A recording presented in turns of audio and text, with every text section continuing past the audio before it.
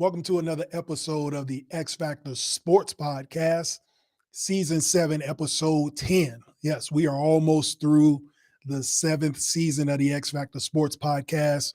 Real talk, unbiased takes. I want to thank y'all for tuning in tonight. We are on YouTube and Rumble every Wednesday. You can also catch all the audio on any platform that allows you to listen to podcasts. Also, want to thank everybody on YouTube. We have over 5,000 subscribers. So appreciate y'all for tuning in, subscribing, showing love. The next step is to get to 10K. So y'all help me do that by sharing, subscribing, hitting that bell, and letting everybody know about the X-Factor Sportz Podcast. All right. We got a great show for y'all tonight. We're going to talk basketball. Obviously, NBA playoffs is coming up. We got to get into March Madness. We got to talk about what happened over the weekend, men's and women's side. We're going to dive into what's next for Duke and Jon Scheyer. And then we got to talk about Shedeur Sanders. Okay. What is the narrative and why is there a narrative about him and why it's leaning this way? I'm going to tell y'all exactly why I think it is the way it is. All right. But before we get into all that, of course, we get into our quick news, the layup line. So let's go ahead and get cracking with that. This layup lines, this quick news is going to be all about congratulations. All right, starting at the top, ladies first. Congrats to the UConn Huskies women's basketball team. They are back. Gino Auriemma gets his 12th national championship since 1995. Ridiculous. 30-year run. He's got 12 titles. He's won over 30% of the time in the last 30 years of national championships. Complete dominance. So congrats to him. Congrats to Paige Bueckers as well, solidifying herself as one of the UConn greats. All right. They smacked South Carolina on Sunday. Dawn Staley, they tried to repeat. Still a dynasty if they can come back and get it next year, kind of like the Chiefs are. If they can come back and get one, that dynasty stays intact. But you got to show love to Gino Auriemma and finally getting back to a national championship and winning it. During Paige Bueckers' career, she dealt with a lot of heartbreak, injuries. The team just couldn't get it together. They found a way to get it together this year. All right, so now there's been a lot of talk, and obviously people going to speculate, is Paige Bueckers on the Mount Rushmore of women's basketball players at UConn? The answer is simply no, okay? She's not there. She is great, but she did not crack the Mount Rushmore, which is 4 players. She's on that second tier with Sue Bird, Tina Charles, and all those lovely ladies, right? She's on that tier. I would put her there. Now, the Mount Rushmore is simple for me. It's Rebecca Lobo at number 1. She's the George Washington of the Mount Rushmores. She's the first. She was on the team that won their first national championship for Gino. She won every single Player of the Year award you can win, right? She is the pioneer. So you got to etch her in stone, number 1. The program got cracking with Rebecca Lobo. She holds that spot. The next 3 are pretty easy. Diana Taurasi, Maya Moore, and Stewie. Stewie won 4 national championships in 4 years. She is probably the most dominant UConn player ever, men's or women's, right?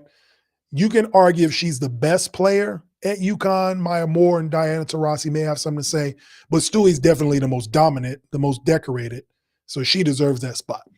But that's no shot at Paige Bueckers. She gets to sit at the table with all the other UConn greats. Swin Cash is in there as well.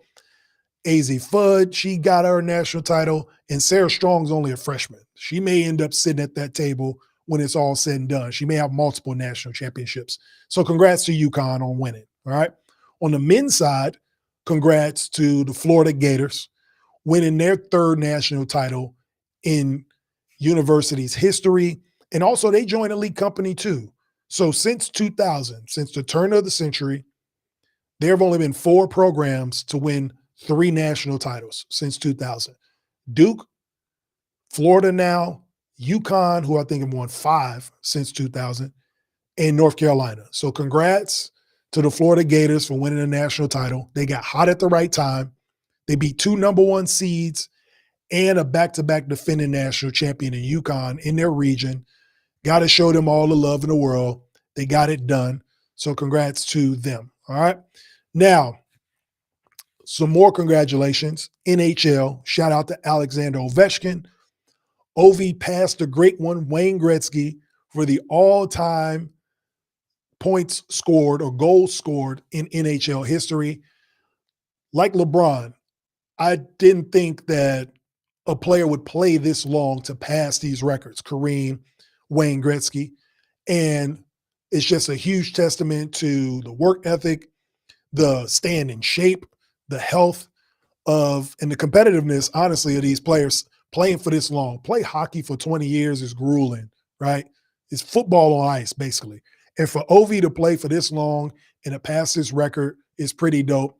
He is probably the greatest hockey player of this generation, right? Some people can probably argue Sidney Crosby. I'm giving it to Ovechkin for what he's done, his just consistency.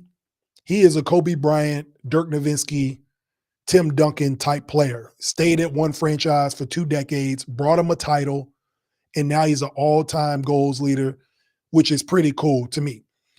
Also, what's even cooler than that, Wayne Gretzky went to every game leading up to this record to congratulate him personally, which says a lot about the game of hockey. It says a lot about the greatness of Wayne Gretzky, and also this, something that may get overlooked. He is completely secure within himself and his legacy as a hockey player. He knows who he is.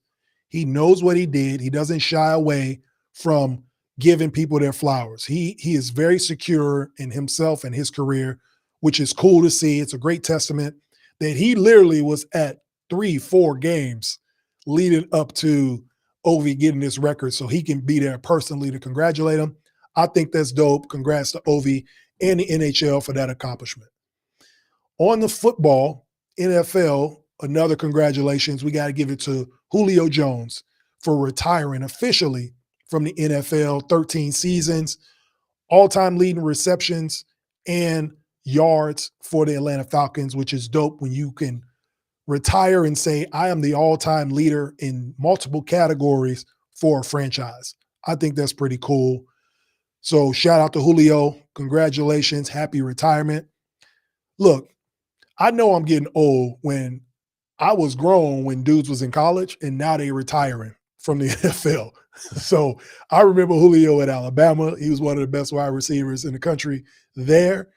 Went to the Falcons, made it to a Super Bowl. He was one of the best wide receivers in the NFL for a number of years. So congrats to Julio. The big question is going to be this. Is Julio Jones a Hall of Famer? In my eyes, he's not. But I'm a tough grader. I believe the Hall of Fame is the elite of the elite of the elite, right? But obviously these Hall of Fames have turned into the Hall of Very Good. And that's no shot at Julio Jones. But when you think of, in my eyes, Hall of Fame wide receivers, the Jerry Rices, the Randy Mosses, the T.O.s, the numbers don't really add up, but that doesn't take away from his greatness. He will have an argument. He probably will get in. He's a good guy. He got along with the media. He'll probably be in the face of the public eye for years to come, so he may get in, just not first ballot. And he's an all-time leader, franchise leader in multiple categories. So there is an argument for him to be a Hall of Famer. When you end your career as an all-time leader, that does give you points in my book, right? Kind of like a Dwight Howard. How Dwight Howard isn't a top 75 player is ridiculous when in Orlando Magic history, he's the all-time leader in points, rebounds, blocks. I think games played. Like he's got 5 or 6 different records for the Orlando Magic, 3 straight defensive player of the years, but he's not top 75. But again, that's how I'm a tough grader in that regard. So congrats to Julio Jones on his retirement. Hopefully he gets in the Hall of Fame down the road, and best of luck to him on that. Now, for some sad news in the NBA, and this ain't going to be a quick take. I know this is quick news, but I got to touch on this because it just happened yesterday. The Denver Nuggets fired Mike Malone and the GM Calvin Booth yesterday, okay? The firing is not the surprise, okay? Because for those who don't follow the NBA, Mike Malone was on the hot seat the year they won the championship, okay? He's always had disagreements with the ownership, right? He was the Denver Nuggets coach for 10 years. He's an all-time winningest coach in Nuggets history, brought them their one and only NBA championship. So he deserved the right to continue this season out. On the strength of that alone, he should have finished the season out. But to fire him 5 games before the playoffs, when they're fighting for home court, they were in the 4th seed when he got fired yesterday, right? So for them to fire him now tells me one thing and one thing only. I'm not going to nitpick and give you all these different takes. This is exactly why I believe he got fired. The players wanted him out. Okay? You don't make a radical decision like that for a 10-year coach who is the all-time winningest coach in your franchise and brought you a title in the middle of Jokic's prime, and you fire him right before the playoffs. The players wanted him out. It's simple as that. Think about it.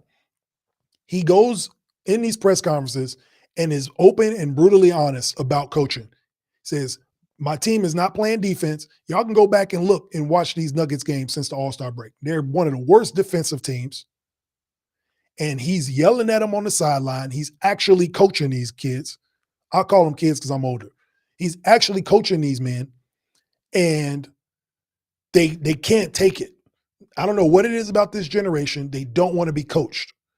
And when you find a coach that actually gives a damn about winning games, these players can't respond to it, right? He openly talks about how they don't watch film, they don't pay attention to detail, and they don't win championships. On top of the ownership group mad at him, and they struggled with this his whole time. He's trying to win now. He has arguably the greatest player in the league over the last 5 years in Nikola Jokic. And he is trying to win championships in his prime window with veteran players. And management wants younger players to play. You can look at their draft picks over the last few years. They ain't been great. Christian Brahm's okay. The rest of these dudes, they ain't been that good. And they get rid of Contavious Caldwell-Pope. They get rid of Bruce Brown, the core bench of their championship run, to play these young guys, and they ain't been back to the final since. Says something. Coaches know their teams. I think he's had enough equity in the franchise to make these decisions, and him and ownership and the GM, Calvin Booth, have bumped heads. And instead of picking one or the other, ownership just said, both of y'all are out. But the timing of this firing tells me it was the players, right? They got tired of hearing him, and he probably lost the locker room. But to make this decision at this point in the season, I don't think it's happened in like 40-some years that a coach has coached this deep in the season and got fired. That only tells me it's the players. And Nikola Jokic was okay with it. Let me say, that may be too strong. Nikola Jokic knew about it, right? You don't make a decision like this. This is the only coach Nikola Jokic has ever played for. You don't make a decision like this and not go to Nikola Jokic and say, hey, we're about to make a big change right now. And I wanted to let you know. He had to know. If he signed off on it or not, that's up for y'all interpretation, but he definitely knew. This did not blindside him. This is the players complaining about being coached hard, and it's happening everywhere. Now, the silver lining. He's going to find another coaching job. He won't be unemployed for long. If Pop doesn't come back to the Spurs because he's under the Greg Popovich coaching tree, Mike Malone is, he can get that coaching job if he wants it. He can get that Memphis Grizzlies job that Taylor Jenkins got fired from a few weeks ago. He can get that job if he wants that job. He will be highly sought out to coach. He probably don't want the Sacramento job. He's had a taste of winning. If he gets to coach Wemby and De'Aaron Fox and Stephon Castle, I think he would go there, right? If I'm going to coach young guys, I want the best young guys. Or he can go to Memphis with a veteran team and win there. Stay in the Western Conference. So he will have options, right? I'm pretty sure they bought him out. So don't shed tears for Mike Malone. Just sucks that he got fired at this juncture. And I believe it's the players' fault. I think that's the reason he got let go. They justified it by the losing streak that they're on, but management didn't like him anyway. They were always nip and tuck. But I think the losing streak and the players complaining about his voice in the locker room was justification for this firing to happen right now. And I think it's BS. Because look at this, my last point, then we'll move on. Out of the last 6 NBA champions, 4 of those head coaches have been fired. That's crazy, right? Nick Nurse got fired from Toronto. Frank Vogel got fired from the Lakers. Mike Budenholzer gets fired from the Bucks, and now Mike Malone from the Nuggets. And you know the crazy thing about all these teams? None of them have been back to the final since. So whatever this ownership sees, I don't know if they're looking at analytics or if they pacifying these players, but great coaches that lead teams to championships and y'all let them go, and these teams ain't been back to the final since. Hell, Toronto ain't even finna make the play-in, right? The Bucks look like they're in a tailspin. I wouldn't be surprised if Giannis leaves next year, right? The Lakers went to a conference final. They got the closest with Darvin Ham, but then they let him go. So we'll see what the Lakers do. And now I'm interested to see what Nikola Jokic and the Denver Nuggets do in this playoff and moving forward now that Nikola will be playing for a brand new coach for the first time in his career. So y'all let me know what y'all think. Again, this is fresh news. It just happened yesterday. Mike Malone getting fired. I think it's the player's fault. That's the reason he got fired. And ownership was looking for justification to let him go anyway, and the players just kind of pushed it over the edge. So y'all tell me what y'all think in the comments. Be sure to like, share, subscribe, and follow the X-Factor Sportz Podcast on YouTube and Rumble. And you can always catch these clips on any social media platform. All right? Let's switch to this. Jon Scheyer. Okay? As everybody knows, I'm a Duke fan, of course. But again, I'm very, very unbiased, very objective when it comes to my teams. If you're good, you're good. If you're bad, you're bad, right?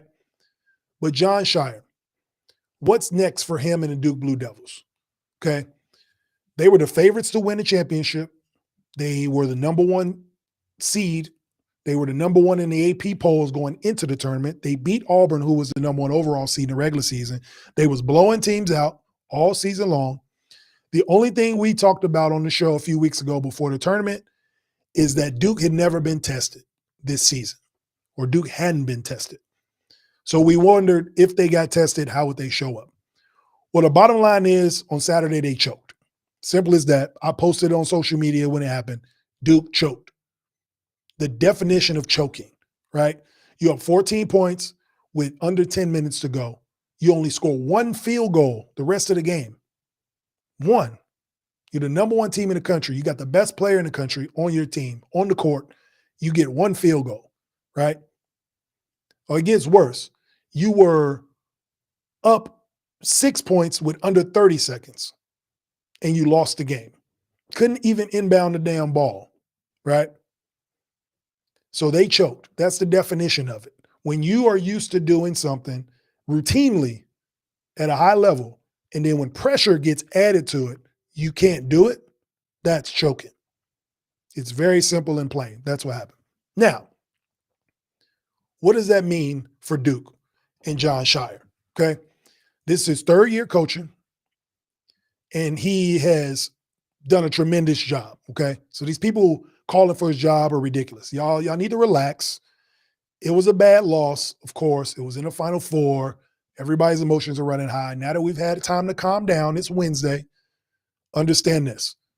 His 3 years at Duke, he's won 2 ACC tournament championships, a regular season championship. He's been to 2 Elite Eights and a Final Four. He has over 85 wins as a coach. Relax. Okay? He's still one of the best young coaches in basketball. And if you look at the numbers, he's probably having arguably the best 3-year run of any coach to start their career in history. All right? He is the right guy for the job. Okay? Coach K went to a Final Four in his last season in 22. 3 years later, we're back in the Final Four. Okay? Every other program would kill for that to happen if they hired a new coach. So chill out. Now, there are some glaring weaknesses in Jon Scheyer's coaching. And I don't think a lot of people are talking about it. Everybody's just hung up on him choking in this Final Four. But there is a pattern here that needs to get fixed, okay? My coaches used to always tell me, if a game was within 5 points, whether we're up 5 or down 5 and we lose, it's on me. It's on the coaches. If it's 6 or more, it's on the players. But if it's within 5, it's on the coach. In those games, in the last 3 years since Jon Scheyer took over, the Duke Blue Devils are 10-13 in close games. All right? That's a pretty good sample size. And that tells me that he is not good in close games.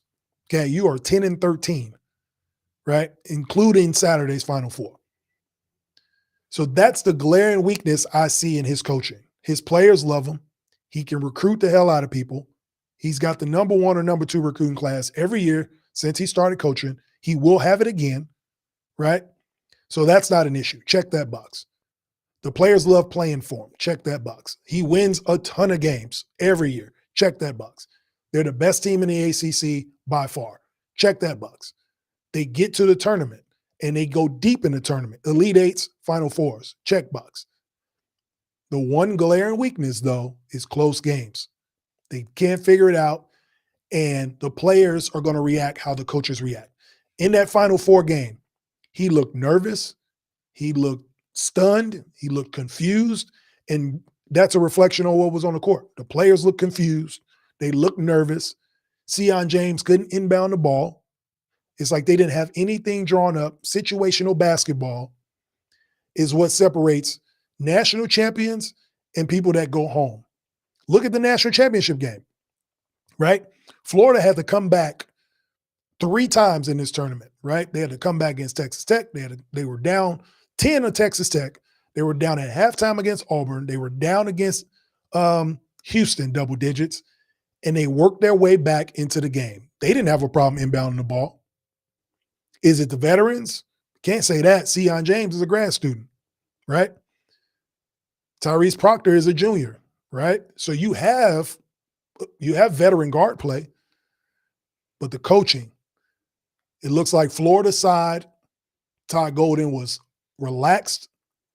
He was confident in his players. They knew what to draw up, and they executed. On the Duke side, Jon Scheyer just shows his youth in close games. The 10-13 record speaks for itself. So, what does that mean for Jon Scheyer moving forward? It doesn't mean he's a bad coach. He's young, all right? And it's levels to this. So, Elite Eight, Final Four, they went to the Elite Eight last year, Final Four this year. It's a natural progression. If they get to a national title next year, if they win a national title the year after that, people will totally forget about this choke job. It did happen, right? But even back in 1980, Coach K was hired to be a Duke coach. In 83, fans were calling for his job. They said he is not the right guy. Can you imagine if Coach K was fired from Duke back then, right? He ended up being, when he retired, the all-time winningest coach in basketball. So 5 national championships later, 13 Final Fours. The list goes on and on and on, right? But they wanted his job in 83, and he turned it around. In 86, they went to a national championship. They lose to Louisville. By 91, they're national champs, right? After going to 4 straight Final Fours with Christian Laettner. 89, 90, 91, 92. They go back-to-back, win national championships. Took them 11 years to win a title, right? We got to have some patience. I know we're in this TikTok, Instagram era where we want things now. We want to scroll and see national titles. It doesn't work that way, okay? For what he has started, this is a great start. Yes, they choked in the Final Four, but it's year 3. He would be the youngest coach to win a national title if he wins next year. Even if he wins the year after that, he'd still be the youngest coach to ever win a national title, right? He's 2 years younger than Todd Golden.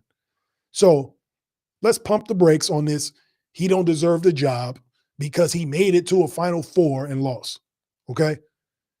That Duke will be fine, okay? He just needs to learn. He has to identify this glaring weakness in his coaching When it comes to these close games, he's not good. Okay? We're not sugarcoating it.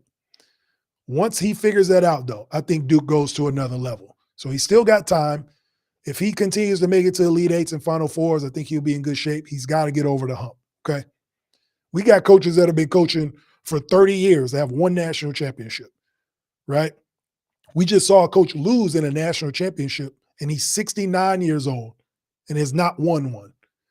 So for this coach to have a great start this early, I think he's okay. But that's what's next for Jon Scheyer. You got to continue to build. You got to figure out how to win these close games. Even in your conference, if y'all go back and look at their record, they lost to Wake Forest. They struggle with Clemson all the time. I don't understand why. Obviously, they're going to struggle with Carolina. That's a rivalry game. But yeah, they've been – it's just when it comes to these close games, 10-13 record, which was glaring to me. I had to look that up, and it was crazy. But that's the weakness I see. So what's next for Jon Scheyer is figuring out what to do, situational basketball, so you can win championships. And I think Duke will be okay. Y'all let me know what y'all think. What is next for Duke, Jon Scheyer? What improvements can be made, or are they okay? They just, fell short to a better team. Y'all let me know what y'all think. Always in the comments, I will reach out and interact. That's the greatest thing about the X-Factor Sports Podcast. When the fans comment, I reach back out to y'all, okay? Now, let's pivot over to something else entirely. So we're going to get into NFL, specifically the NFL draft and Shedeur Sanders, right? Have y'all been paying attention to Shedeur during this whole draft process? Now, I want to preface this by saying every player gets scrutinized during the draft process. That's not new, right? Everybody's going to nitpick because you want to make sure you get the right guy. But the way Shedeur Sanders has been getting scrutinized is ridiculous, okay? This is a kid he's a quarterback of Colorado, who doesn't know. He's also the son of Deion Sanders, right? Deion Sanders, Hall of Fame NFL player, elite athlete, two-sport athlete, played for the Cincinnati Reds as well and the Atlanta Braves in baseball. He was that guy. So, arguably the greatest cornerback ever. His son, the quarterback at Colorado, Shedeur, is one of the best quarterback prospects in this draft. Him and Cam Ward, 1A, 1B. What kind of flavor you like, right? That's basically how you look at it in terms of who would get picked first. More people are leaning towards Cam Ward, and that's fine. But if you are a franchise, if you are one or two franchises that need a quarterback, Shedeur Sanders should be your pick. But he's getting scrutinized for the silliest stuff, right? He opted out of doing the NFL Combine. He was invited to it, but opted doing it. He said he would just do the interviews. So the response from the media is that he's brash and arrogant, right? Brash. So for those of you who don't know, that's the term they use for black players when they're confident, is they're brash, right? Like, he's not supposed to be confident in the work he put in. He got invited to the NFL Combine. He's clearly good, right?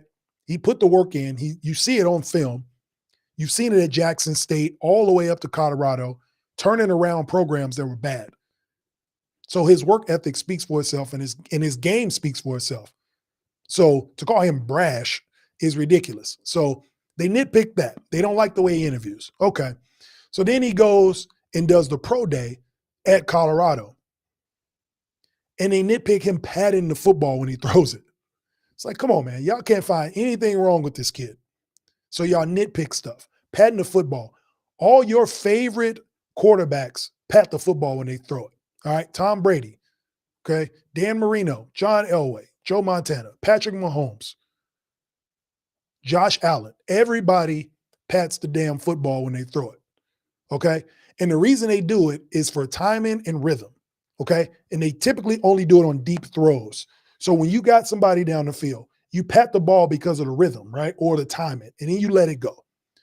That's what he does. So that's what they was trying to nitpick in pro day. Now, it'd be different if he was patting the football on like slants or quick routes, because you don't want to give that time. And I mean, you don't want to give that up. That's kind of a tell if you're a DN. right? If somebody patting the football on a quick route, they know to get their hands up, can deflect the pass, whatever. DBs can see it. But on a deep route, everybody does it. And if you watch his pro day, that's when he was doing it. But then you turn on these sports shows and that's what they nitpick. So why is this the narrative? Okay. They act like he's not a leader in the community, an intelligent player. He's going to graduate college. His teammates love him. He's a consummate pro already. He's been in the spotlight. He has all the intangibles that you would want from your quarterback. And get this, they asked him about not performing at the combine and just doing the interviews. You know what his answer was? He said, I didn't want to do the combine. I'd rather do a pro day at Colorado because I know all 32 scouts for every team will come to Colorado to see me. And then all of my guys that didn't get a chance to get invited to the combine get looked at by the other teams. Is that not what you want in your franchise quarterback? Somebody that cares about the team, the rest of the guys, very Tom Brady-esque. It's not an accident that Tom Brady's his mentor, right? When you got guys like Jimmy Horn Jr., oh man, we get all 32 teams coming. I'm about to show out. And Shedeur setting it up for them. So you don't hear that side of the story. You hear that he patting the football when he throws it, or he's too brash in his interviews. It's ridiculous. But I'm going to tell y'all, I know the reason why they're doing it. It's because this is how they can get at Deion Sanders, right? They couldn't get at him as a player. He was too damn good, right? Prime time. He talked the talk. He walked the walk. He backed it up. He won Super Bowls, right? He told y'all I wanted out of Atlanta. Everybody said he was crazy. I'm talking about Deion Sanders in the 90s. He wanted out of Atlanta because Atlanta wasn't winning. Said, send me to a team that's winning. He goes to the 49ers. They win a Super Bowl, right? For whatever reason, he leaves San Francisco and ends up in Dallas. The very next season, he wins another Super Bowl with the Dallas Cowboys. He's a winner. He calls his shots. Everywhere he goes, he's successful. They tried to paint him bad at Jackson State. All he did was elevate their program, bring money in, lose money, give his own money to Jackson State. But nobody talks about that. And then he leaves the program, got him all sorts of endorsements, shined a light on HBCUs, had College Game Day come to an HBCU, right? Then he goes to Colorado, a team that was literally last in college football in probably everything, and elevates them to a winning record in 2 years. And his son is the quarterback of these teams that he elevated. And everybody knows in order to have a successful football team, you need a good quarterback. And Shedeur Sanders spearheaded that. But you can't get at Deion no more. He don't play. So we going to get at him through his son. And that's the narrative. They're trying to nitpick and find ways to hurt Deion Sanders through Shedeur. But Shedeur ain't going to let it work, right? Because he's too good. He's too good of an athlete, too good of a player, too good of a person to let it affect him. And that's why I think if you are one or two franchises that need a quarterback, Shedeur Sanders has to be one of those picks, right? They talk about him too confident. They called Cassius Clay in the 60s. He was the Louisville Lip. That was his nickname because he talked too much. He was too arrogant, but he won championships. He called himself the greatest of all time before anybody else because he understood how hard he worked, right? Same thing with Shedeur. We're just in a new day and age, right? He understands the work he put in, and he's going to congratulate himself. If you ain't happy for yourself, who else going to be happy, right? He got to go out and perform. He clearly has put in the work. That's why all of the scouts were at his combine or at his pro day. So y'all let me know what y'all think. I already told y'all how I feel. The narrative is bogus. And the only reason they coming at Shedeur is because they can't get at Deion. So they got to go through his son. But I think he's going to be a great quarterback. He has all of the intangibles and all the attributes. On the football side, just go watch the film. The dude is accurate as hell. He throws darts. He moves the pocket. The offensive line was mediocre at best at Colorado for the 2 years he was there. And the running game barely existed. And he still was able to elevate this team, right? get them to a bowl game. And 2 years before they came, they had one win. So y'all tell me, the kid can win. He's smart. He's accurate. Good teammate. Everything you would want in a quarterback. So why not Shedeur? Again, the X-Factor Sports Podcast, YouTube and Rumble every Wednesday night. I know the Mavs and the Laker game is on right now. Luka back in Dallas, so y'all probably enjoying that. But be sure to like, share, subscribe, and follow the X-Factor Sports Podcast on all platforms, especially catch me on any of the audio if you don't want to watch the show, okay? Before we get up out of here, we got to hit y'all with that 2-minute warning, okay? And this week, we're going to talk about using your broken heart to make art, okay? What do you mean by that, Jay? It's simple. Any type of disappointments, heartbreaks, upsets that you've had, you turn that into motivation to make something beautiful out of it, right? So use your broken heart to make art.